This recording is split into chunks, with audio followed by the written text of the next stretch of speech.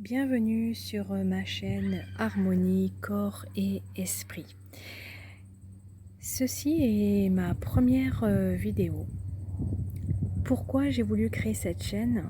Eh bien, je me suis rendu compte que au cours de ces années, j'avais accumulé un certain savoir concernant les plantes, la nature et la santé en lien avec l'alimentation, ainsi que la spiritualité, mais plutôt en secondaire. Et j'avais ce savoir en moi qui ne demandait qu'à être partagé. Évidemment, je n'ai pas attendu de créer cette chaîne afin d'en parler autour de moi. J'ai essayé d'aider un maximum de personnes avec ce que je savais. Et je me suis rendu compte récemment que si je voulais justement toucher plus de monde, il fallait peut-être en passer par YouTube, chose que je ne voulais absolument pas faire. C'est pour ça que vous ne me verrez jamais sur mes vidéos. Parce que bon, le sujet, ce n'est pas ma personne, c'est ce que j'ai à transmettre, donc ce n'est pas important pour moi. Pourquoi avoir choisi le sujet du syndrome de l'intestin irritable? Eh bien parce que moi-même j'ai été touchée par cette maladie durant de nombreuses années et j'ai pu en guérir d'une manière tout à fait fortuite. Et depuis, on va dire, quelques mois, je me suis rendu compte que je pouvais justement partager ce témoignage avec des personnes qui sont malades, justement, comme je l'ai été. Et si j'ai pu guérir de cette maladie, je pense que vous pouvez peut-être aussi guérir comme moi. Je ne me substitue pas du tout à un médecin, mais si mon témoignage peut aider à guérir, eh bien je le fais volontiers aujourd'hui. Alors au cours de mes recherches, je me suis rendu compte que cette maladie touchait énormément de monde. Ça peut aller jusqu'à 15% de la population française, qui est loin d'être anodin, et que ça peut concerner 60% des consultations chez un gastro-entérologue.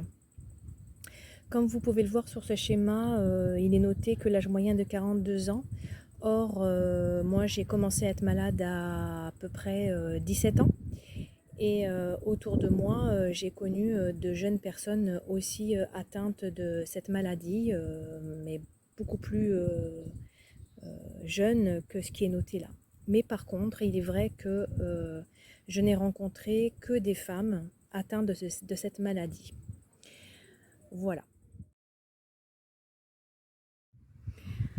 Alors, comme je disais juste avant, j'étais atteinte de cette maladie à l'âge de 17 ans et j'ai guéri vers l'âge de 30-32 ans environ, mais d'une manière tout à fait hasardeuse.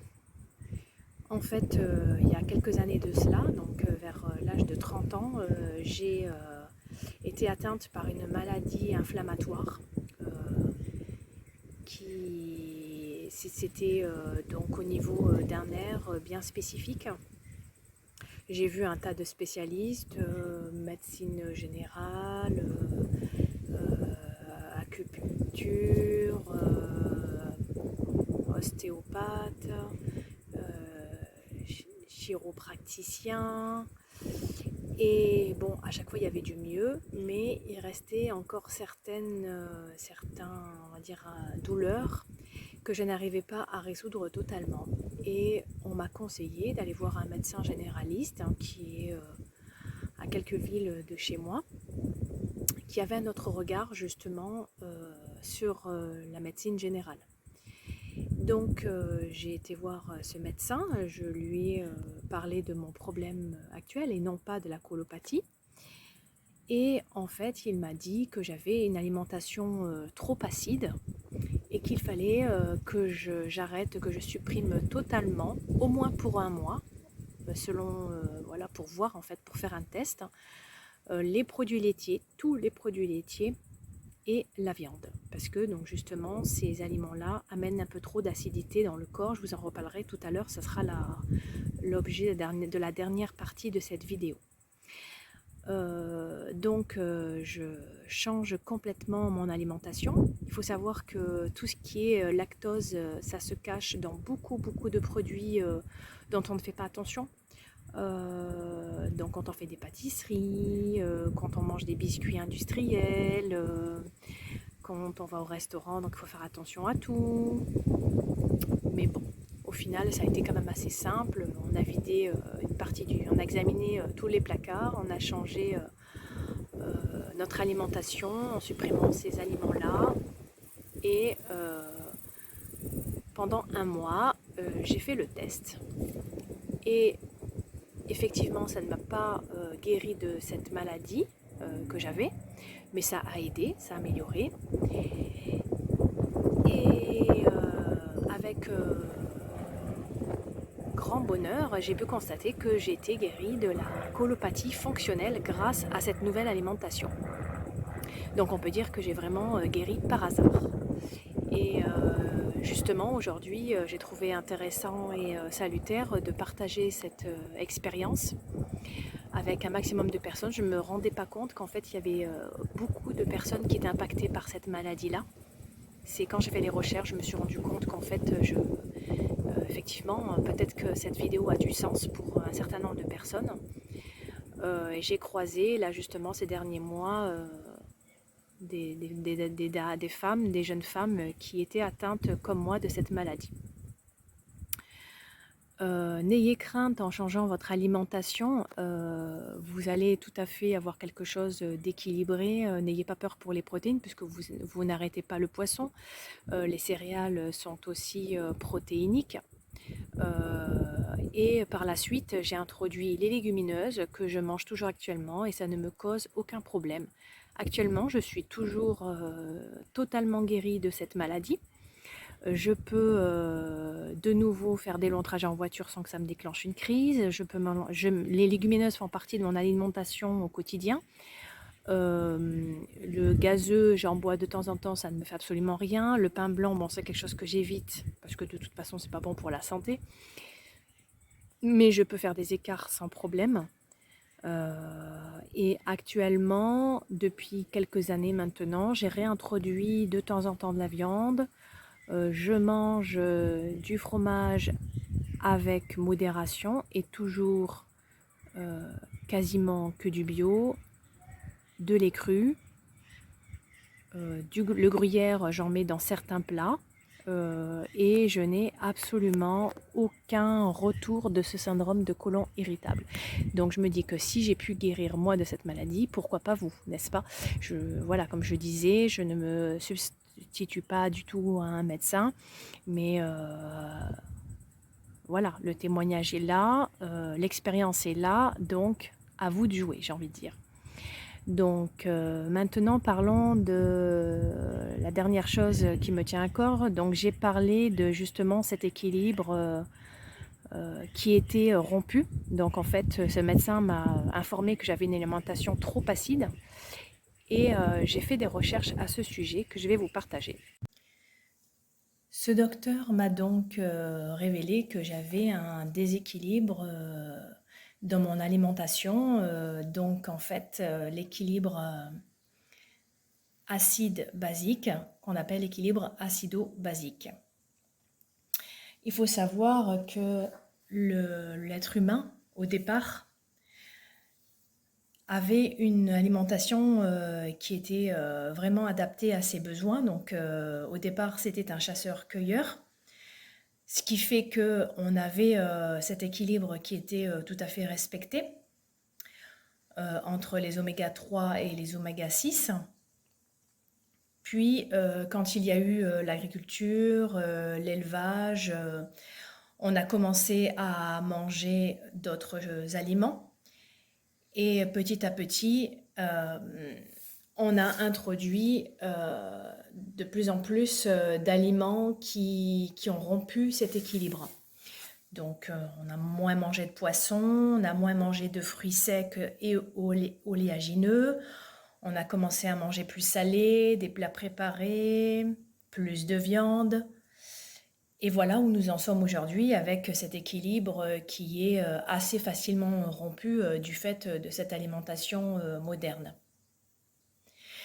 Il faut savoir que lorsqu'il y a ce déséquilibre dans notre corps, ça veut dire que notre pH est déséquilibré, ça veut dire qu'il est donc trop bas, donc trop acide. Et on peut même souffrir d'un état qui s'appelle l'acidose chronique. Et il peut y avoir des conséquences assez multiples dans notre corps et pour notre santé, notamment de la fonte musculaire.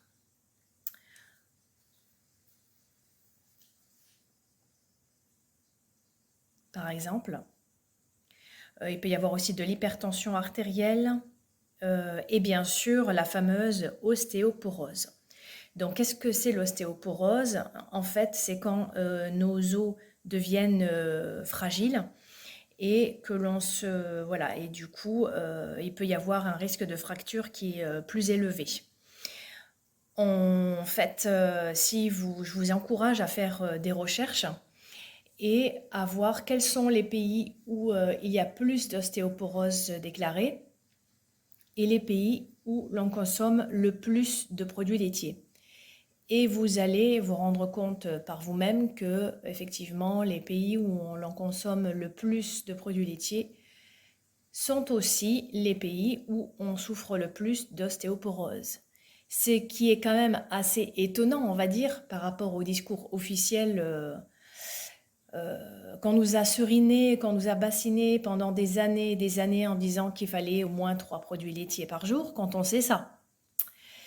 Voilà, donc on voit bien que là, cela sert les intérêts du lobby laitier, mais malheureusement pas la santé de l'être humain. Ce schéma, nous pouvons voir à l'aide d'images très parlantes les symptômes justement de ce syndrome de côlon irritable. J'ai trouvé également au cours de mes recherches ce document très intéressant concernant les causes, les changements et déclencheurs des symptômes de ce syndrome du côlon irritable. Donc comme vous pouvez le voir sur les facteurs, la plupart d'entre eux sont d'origine ponctuelle. Mis à part un déséquilibre que l'on peut avoir depuis longtemps, sinon tout le reste c'est du domaine du ponctuel.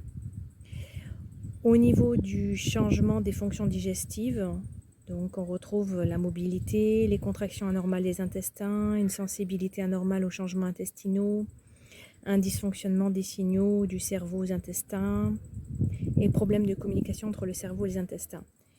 Et au niveau des déclencheurs, il est noté 4 facteurs: alimentation, médicaments, stress et hormones. Justement, donc au niveau des symptômes, vous pouvez voir qu'il y a les douleurs, la constipation, la diarrhée, les gaz, le ballonnement, les brûlures d'estomac, des nausées, des mucus dans les selles, la sensation de ne pas avoir fait complètement ses besoins. Pour ma part, ce qui déclenchait des crises, c'était lorsque, par exemple, je buvais trop de gazeux, lorsque je mangeais beaucoup de pain blanc, lorsque je mangeais des légumineuses ou du chou, lorsque j'étais stressée ou lorsque je faisais énormément de route. J'ai trouvé aussi ce document édité par les laboratoires Giffard concernant le syndrome du côlon irritable. Comment réduire l'inconfort. Donc on retrouve des chiffres clés qui ne sont pas tout à fait les mêmes que tout à l'heure, mais bon, on reste encore dans les... Voilà, ça se rapproche. Et nous retrouvons donc les aliments à éviter ou à limiter. Je ne sais pas si vous voyez bien sur la vidéo. Donc les aliments à éviter, il y a les irritants, légumes crus, céréales complètes, café, thé, alcool, tout ce qui est épicé ou acide. Les aliments qui fermentent, donc toute la classe des choux, les légumineuses, certains fruits frais, des jus de fruits, du miel, certaines boissons, bonbons, yaourts, confitures et des matières grasses comme la crème, les fromages gras, le beurre, la mayonnaise. Et les aliments à privilégier, les protéines, donc sous forme de viande, fruits de mer, œufs, poissons, les céréales, les légumes et les fruits, hormis ceux dont on a parlé. Et tout en bas, ici, on voit certaines recommandations, certains conseils concernant les boissons, concernant le mode de cuisson, concernant la mastication et les produits laitiers. Nous y reviendrons. Je vous laisse d'ailleurs découvrir ce petit schéma très parlant des aliments les plus acidifiants. Donc sur ce schéma, on retrouve des aliments très consommés comme le café, le steak, le sucre blanc, le sel blanc. Après, les autres sont peut-être un peu moins fréquemment consommés, mais ce n'est pas anodin. Et d'ailleurs, j'en profite pour souligner que le site de la nutrition.fr contient une liste de plus de 800 aliments classés selon leur pouvoir acidifiant ou basifiant, ce qui est très intéressant lorsqu'on s'intéresse au sujet, bien sûr. Voilà. Je vous laisse le regarder encore un petit peu. Comme vous pouvez le constater, les fromages, les viandes et les céréales sont parmi les aliments les plus acides. Alors vous allez me dire, dans ce cas, qu'est-ce qu'on mange? Si on enlève tout ça, il ne nous reste plus rien. Donc ce que je peux vous dire, c'est que quand j'ai fait le changement d'alimentation, je suis passée par un menu végétarien principalement. Au début, j'ai laissé le poisson, puis petit à petit, j'en mangeais de moins en moins.